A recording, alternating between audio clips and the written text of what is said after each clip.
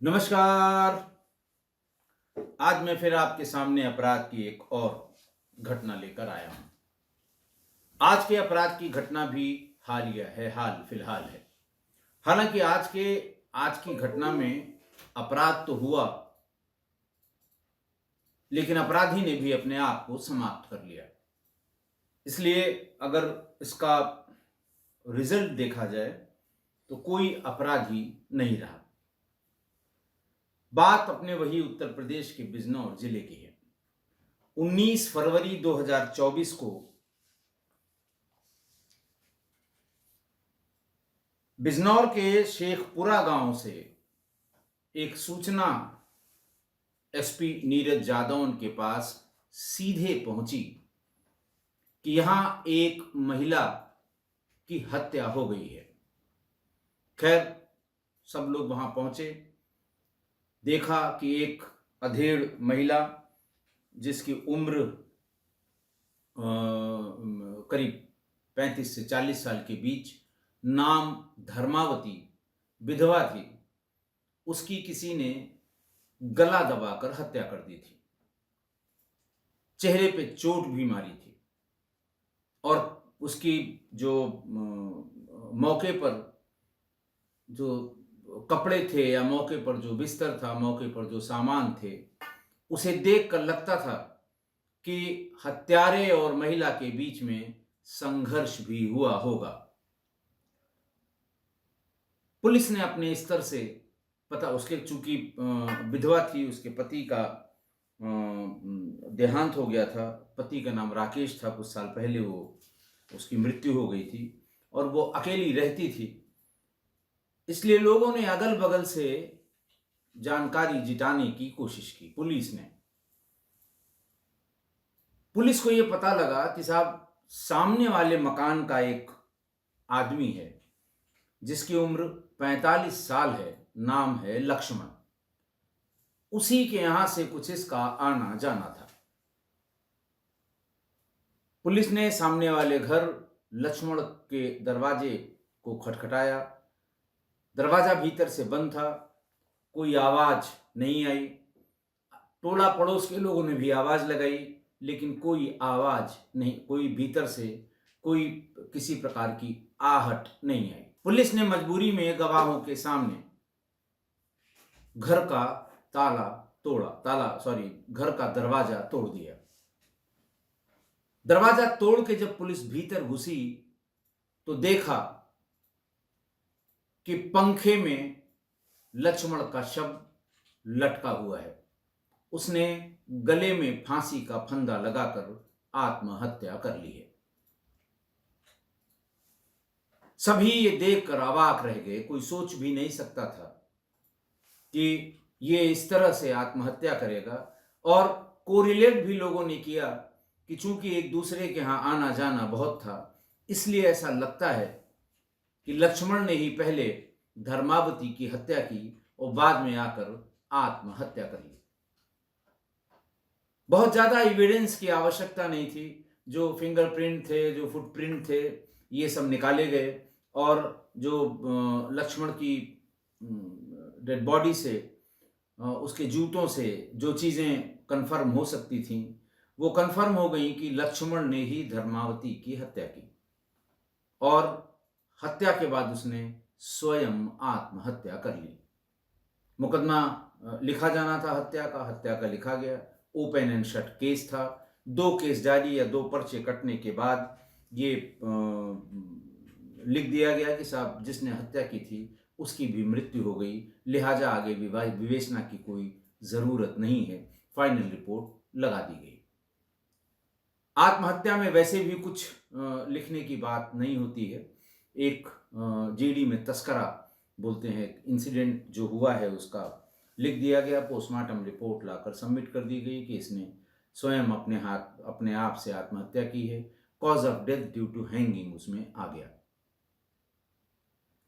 बात बहुत सामान्य सी है कि एक प्रेमी ने प्रेमिका की हत्या करके खुद आत्महत्या कर ली। पुलिस का काम आसान हो गया, कोई विवेचना नहीं है। लेकिन ध्यान रखने की बात यह है कि इसमें भी 2 जानें गई हैं, एक हत्या से और एक आत्महत्या से। कानूनन दृष्टि से या कानून की दृष्टि से कोई अपराध होना नहीं पाया गया, लेकिन सामाजिक दृष्टि से ये बहुत ध्यान देने योग्य बातें हैं। पुलिस ने फिर भी जानने की कोशिश की कि आखिर क्या हुआ था। आसपास के लोगों ने जब देखा कि ये भी मर गया, वो भी मर गई, तो फिर खुलकर बात बताई। ये बताया कि लक्ष्मण की पत्नी का कुछ दिन पहले देहांत हो गया था और इधर धर्मावती के पति का भी देहांत हो गया था। ठीक आमने सामने तो नहीं, थोड़ा आमने सामने इन दोनों का मकान था। धीरे धीरे लक्ष्मण का धर्मावती के यहाँ आना जाना शुरू हुआ। खैर उम्रदराज लक्ष्मण भी था, ज़्यादा उम्र की धर्मावती भी नहीं थी, और लोगों ने इसको देखा, इग्नोर किया। लेकिन यह भी बताया गया कि पिछले 10-15 दिनों से एक दूसरे के यहां इनका आना जाना बंद था। यानी कुछ न कुछ बातचीत में गड़बड़ हुई थी या मन मुटाव हुआ था, या जो भी बात रही हो, लेकिन आना जाना बंद हुआ था। 19 फरवरी को सुबह 9 बजे धर्मावती अपने कामकाज से घर के बाहर निकली होगी, झाड़ू बुहारू कर रही थी, और फिर उसके बाद घर के भीतर चली गई। सामने खड़ा होकर लक्ष्मण इसको अच्छी तरह से वॉच कर रहा था। जैसे ही वो भीतर गई, ये भी दबे पांव धीरे धीरे उसके भीतर चला गया, और थोड़ी देर बाद ही उसके घर में से बाहर निकलते समय दरवाजे को थोड़ा सा बंद कर दिया। सांकल नहीं बंद की, बाहर से बंद नहीं किया, बस उसे भिड़ा दिया दरवाजे को और वहां से चला गया। पोस्टमार्टम रिपोर्ट में दोनों के मरने के समय में 1 घंटे का ही अंतर आया है। यानी 4 से 10 मिनट 15 मिनट बातचीत करने के बाद धर्मावती की हत्या हुई होगी। उसके बाद घर लौट के आया होगा, 15-20 मिनट आधे घंटे फंदे बनाने, लटकने लटकाने में लगा होगा, और एग्जैक्ट ये पोस्टमार्टम रिपोर्ट में नहीं बताया जा सकता कि ये 9:35 पे मरा था कि 9:40 पे। अंदाज से घंटे में लिखा होता है। 1 घंटे का 1 या 1.5 घंटे का फर्क था दोनों की मृत्यु में। पुलिस ने ये जब जोड़कर सारे तार निकाले तो यही लगा कि पहले उसने धर्मावती की हत्या की, फिर खुद आकर आत्महत्या कर ली। कारणों को भी जब क्लोजर रिपोर्ट लगाई गई, जब एफआईआर लगाई गई, तो उसमें भी यही कारण लिखा गया कि इन दोनों में कुछ संबंध हो गए थे, और ऐसा लगता है कि पिछले 15-20 दिन से कुछ मनमुटाव हो गया। शायद इसी गुस्से में लक्ष्मण धर्मावती के घर घुसा, उसकी गला दबाकर हत्या की, पत्थर जो पास में ईंट थी उससे चेहरे पर गुस्से में वार किया, और उसके बाद खुद आकर आत्महत्या कर ली, क्योंकि उसके कपड़ों पर भी खून के छींटे मिले थे।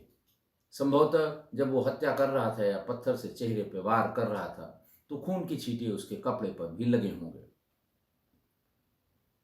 बात यहीं खत्म हो गई। न किसी को गिरफ्तार करना था, न इन्वेस्टिगेशन को आगे प्रोसीड करना था। इन्वेस्टिगेशन के नाम पर सिर्फ वही पंचायतनामा, पोस्टमार्टम की कॉपी, दोनों आत्महत्या के केस में भी जब लिखा गया और हत्या के केस में भी दोनों चीजें लगा दी गई और केस बंद कर दिया गया। आज की घटना देखिए, आज फिर एक प्रेमी ने पहले अपने प्रेमिका की हत्या की, फिर खुद आत्महत्या कर ली, अपनी जान खुद ही ले ली। इसके पहले पिछले 15-20 दिनों में मैंने 2 प्रकरण इस संदर्भ में आपको सुनाए थे। 2 अपराध की घटनाएं सुनाई थी, जिनमें प्रेमिका की हत्या करने के बाद प्रेमी ने खुद एक जगह चलती हुई गाड़ी के आगे कूदकर और दूसरी जगह कुएं में कूदकर आत्महत्या कर ली थी। ये टेंडेंसी कुछ बढ़ भी रही है इस बीच में कि एक की हत्या करने के बाद आत्महत्या हो रही है। हालांकि आत्महत्या के मामले में मैं पहले ही बता चुका हूं अपने एपिसोड 150 का हवाला देकर कि मार्च के महीने में सबसे अधिक आत्महत्याएं हुई थी, जो मैंने अपनी स्टडी की थी जिलों में तैनाती के दरमियान जिन जो आत्महत्याएं हुई हैं उनके कारणों को, उनकी संख्या को, उनके लिंग को और उनके प्रोफेशन, उनकी पढ़ाई लिखाई को मद्देनजर रखते हुए तो सबसे अधिक आत्महत्याएं मार्च में होती हैं। पर यह बात समझ में नहीं आ रही है कि अगर जान देनी ही थी तो अपनी जान ले लेता, दूसरे की जान लेने का क्या मतलब है, क्या मकसद है, क्या फायदा मिला, क्या उसको हासिल हुआ। दूसरे की, मान लिया उसे किसी बात से परेशानी थी, ठीक है, उसने डिसाइड कर लिया, कोई रोक भी नहीं सकता आत्महत्या को, आत्महत्या कर ली। लेकिन दूसरी हत्या करने से क्या उसका मकसद सॉल्व हुआ? शायद इसलिए ये जो आज की घटना की हत्या है, शायद इसलिए कि गुस्से में, मानसिक तनाव में, बातचीत न होने के कारण या दूसरे किसी कारण से बातचीत की, उसके बाद उसकी हत्या कर दी। हत्या करने के बाद तुरंत बाद उसे आत्मग्लानि हुई कि अरे ये मैंने क्या कर दिया, और फिर तुरंत जाकर अपने आप को फंदे में लटकाकर आत्महत्या कर ली। लेकिन एक इसका उल्टा कारण भी हो सकता है। वो कारण यूं है कि अगर किसी के मन में आत्महत्या का विचार आ ही गया है, डिप्रेशन में है ही है वो, तनाव में है ही है वो, सामने कोई रास्ता नहीं दिख रहा है और उसने सोच लिया है कि उसे आत्महत्या करनी है, तो फिर जिस कारण से उसे आत्महत्या करनी पड़ रही है उसके दिमाग में ये आता है कि मैं तो अपनी जान दूंगा ही, लेकिन उसके पहले जिसकी वजह से मुझे जान देनी पड़ रही है मैं उसको भी जीवन लीला उसकी समाप्त कर दूं, उसे भी मार डालूं। ये उसका फिर वो इस बात को अमल में लाने की सोचने लगता है कि कैसे करूं कि पहले उसको मार के फिर आत्महत्या करूं, क्योंकि उसके मन में पहले ही ये आ चुका है कि उसे आत्महत्या करनी ही करनी है। पहली वाली स्थिति जो है वो पारिस्थितिक जन्य है, यानी कोई हत्या करके आत्मग्लानि के बोझ से आत्महत्या करता है तो ये कारण तात्कालिक है, तुरंत घंटे 2 घंटे में, आधे घंटे में उसको ये आत्मग्लानि बोध हुआ और उसने आत्महत्या कर ली, मतलब तुरंत का आया हुआ विचार है। लेकिन दूसरे पार्ट में जहां आत्महत्या का विचार तो पहले आया कि मुझे आत्महत्या करनी है, उसके बाद उस अपने उस कारण को, जिसके कारण वो आत्महत्या कर रहा है, यानी उस कारक को रास्ते से हटाकर आत्महत्या करना, यानी दूसरे शब्दों में कोल्ड ब्लडेड मर्डर करके आत्महत्या करना, ये सोच या ये विचार बहुत खतरनाक है। हालांकि इसमें कानूनन कोई सजा नहीं हो सकती, क्योंकि उसने, यानी अपराधी ने या उसने जिसने ये कार्य किया है, उसने खुद ही अपने आप को समाप्त कर लिया है। मनोवैज्ञानिकों का विचार अगर आप इंटरनेट पर देखें तो आत्महत्या के बहुत ढेर सारे कारण बताए गए हैं। ये कहते हैं कि ये मानसिक बीमारी नहीं है, इसके पीछे depression, bipolar disorder, personality disorder, अचानक किसी घटना का मानसिक असर और तनाव जैसी कई समस्याएं हैं। ये कोई मानसिक बीमारी नहीं है। और सुसाइड जैसा कदम, यानी आत्महत्या जैसा कदम कोई भी व्यक्ति अचानक नहीं उठाता है। जो उसके लक्षण मनोवैज्ञानिकों ने लिखे हैं वो लक्षण ये हैं कि बात बात पर गुस्सा होना, हमेशा उदास रहना, मूड स्विंग होना, भविष्य को लेकर आशंकित होना, नींद का ना आना, ये सारे लक्षण ये बताते हैं कि वह व्यक्ति किसी मानसिक उतार चढ़ाव से गुजर रहा है।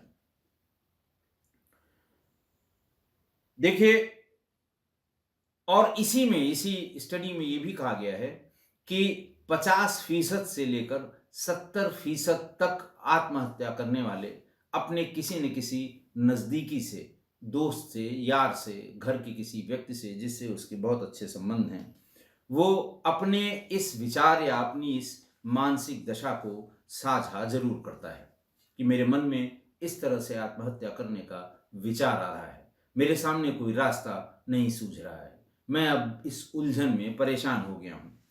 तो जब वो अपने विचार किसी से साझा करेगा तो कारण भी बताएगा कि वो किस वजह से उसके मन में या किस परेशानी से उसके मन में ये सब विचार आ रहे हैं। प्रेमिका की वजह से है, पत्नी की वजह से है, माँ बाप की वजह से है, या माँ या बाप की वजह से है, भाई की वजह से है, कि या फिर वर्किंग प्लेस पर है तो अपने किसी बॉस या सहयोगी की वजह से है। वो उसका ये विचार किसी इनमें से किसी एक की वजह से ये विचार प्रबल होता जा रहा है और वो आत्महत्या करने की सोच रहा है।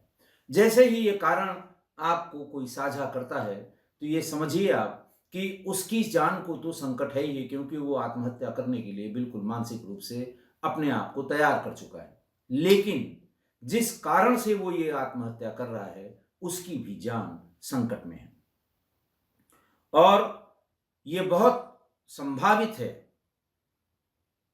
कि अपनी जान लेने से पहले वो उस कारक की, जिसके कारण से वो ऐसा कर रहा है, उसकी भी जान ले ले या उसको भी कोई नुकसान पहुंचाने की कोशिश करे। अगर आपसे कोई आत्महत्या के इस विचार को साझा करता है तो पहले तो नेचुरली आपसे साझा करेगा तो आपका नज़दीकी होगा, दोस्त होगा, मित्र होगा, पारिवारिक व्यक्ति होगा कोई। पहले उसे समझाने की कोशिश करिए कि इन सब से कोई फ़ायदा नहीं है, ये टेम्परेरी फेज़ है, बहुत जल्दी ख़त्म हो जाएगा।